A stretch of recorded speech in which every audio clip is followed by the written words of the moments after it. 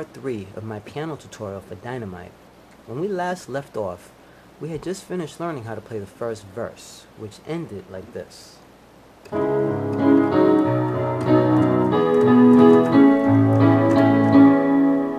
And that left us in this particular position on the keyboard with our left index finger on E, our right thumb on C sharp, and our right index finger on E. So now from this position, we're going to study the next 2 bars of the song, which goes like this.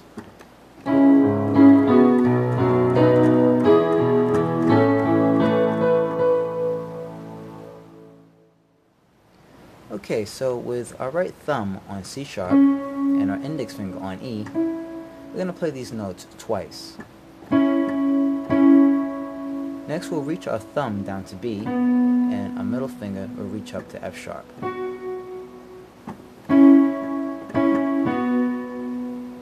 From here we'll bounce up to D sharp and the higher B with our 1 and 5 fingers. Next we simply slip our thumb down to E and our middle finger to G sharp.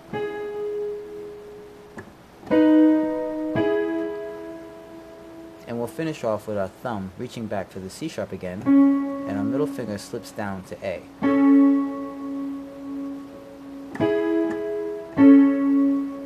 But we're also going to add 3 B's with our pinky. Alright, so the whole thing again goes like this.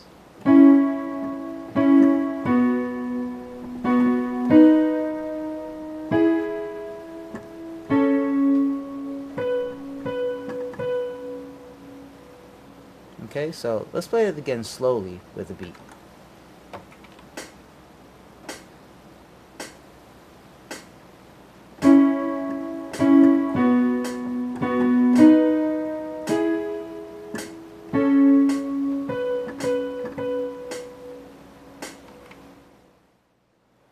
And now we're going to learn the left-hand part of that section, which goes something like this.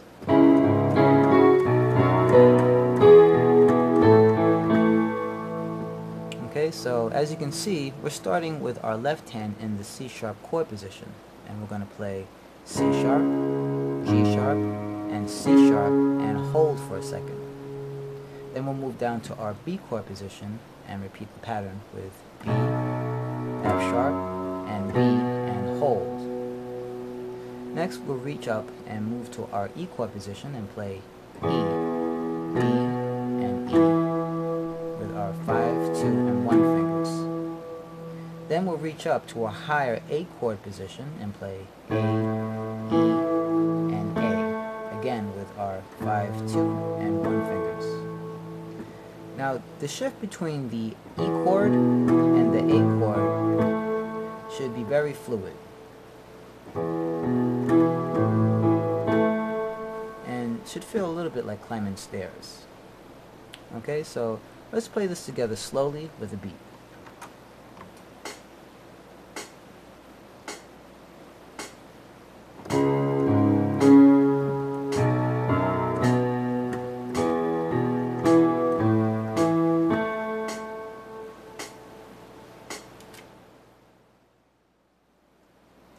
Okay, so let's combine both hands now and see how each relates to the other. We're going to get our left hand back in our C sharp chord position, and our right hand is going to play C sharp and E twice. Next, our right thumb and middle fingers will suddenly grab a hold of the B and F sharp keys, followed by the left hand making its way down to the B chord position.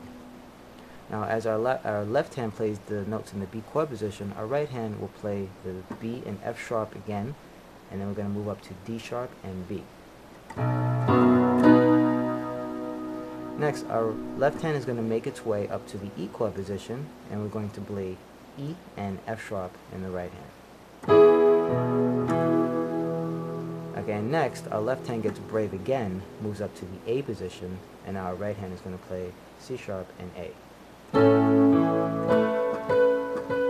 And you can see I'm topping it off with 3 B's in the right hand. Okay, let me just show you that once more.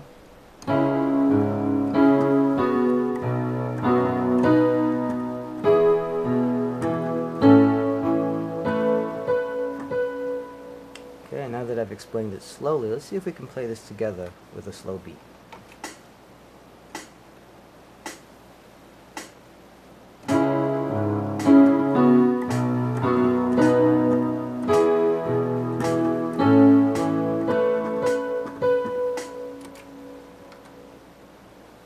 And just to make sure we don't miss anything, here's how this would look if it was written in sheet music.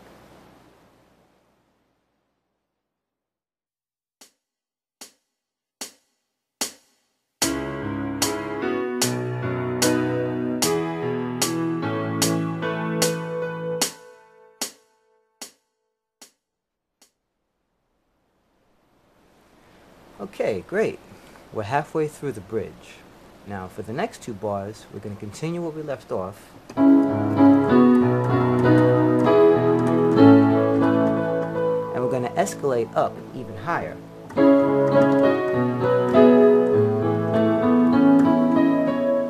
Okay, so let's start learning that with our right hand first. Okay, so at the end of our last section,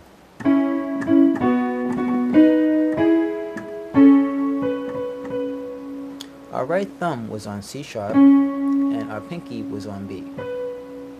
So from here, what we're going to need to do is reach up and place our thumb on E and our pinky on the higher C sharp.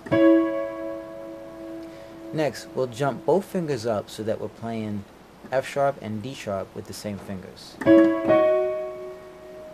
Next, our index finger will play the B note, immediately followed by G sharp and E. And from this position, there's actually a 6-note pause until we need to play the D sharp and C sharp notes. But those 6 notes are played in the left hand, but it'll sound something like this.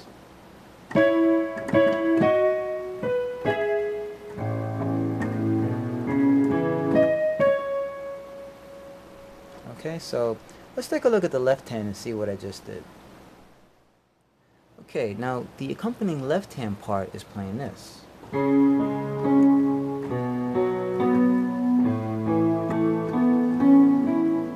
So that means we'll be starting in a C sharp chord hand position that's 1 octave higher than our previous chord hand position.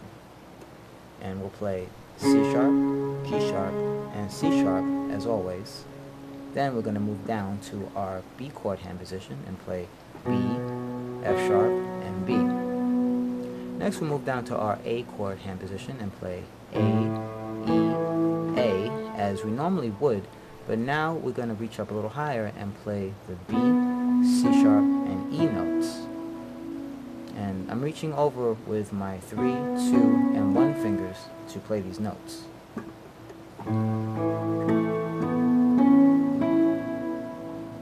So if this stretch is a little hard for you at the beginning, just play one note at a time very slowly until you can get a smooth rhythm going.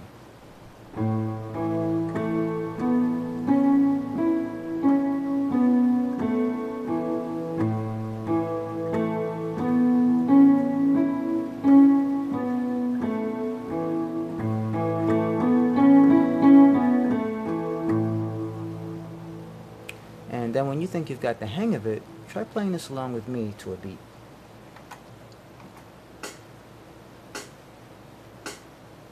And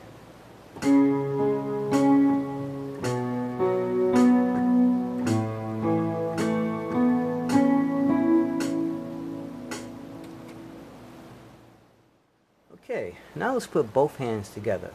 We're starting out with the elevated C sharp chord position in the left hand, and our right hand will play E and C sharp twice.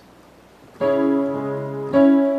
the right hand bumps up to F sharp and D sharp, while our left hand moves down to the B chord position.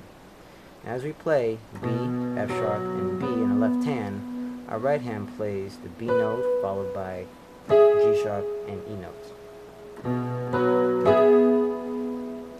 And lastly, our left hand will play A, E, A, B, C sharp, and E, followed by the D sharp and C sharp notes, like this.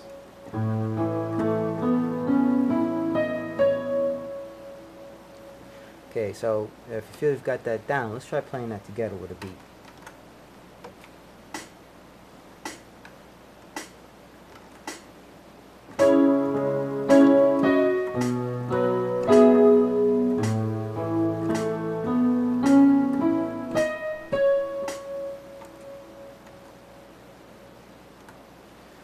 Okay, now I know there was a lot of information to absorb within 2 bars, so in case you missed anything, here's how that would look on sheet music.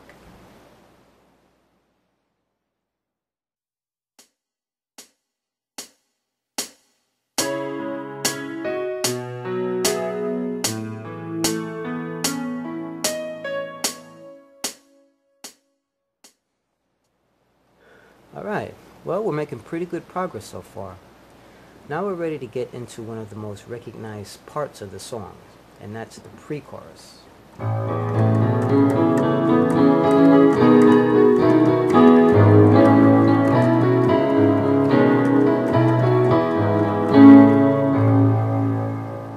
And believe it or not, this part is actually more complex than it might seem because it requires a lot more syncopation between the left and right hands. So join me next time in part 4 of my Dynamite piano tutorial, and we'll slowly begin to figure this part out together.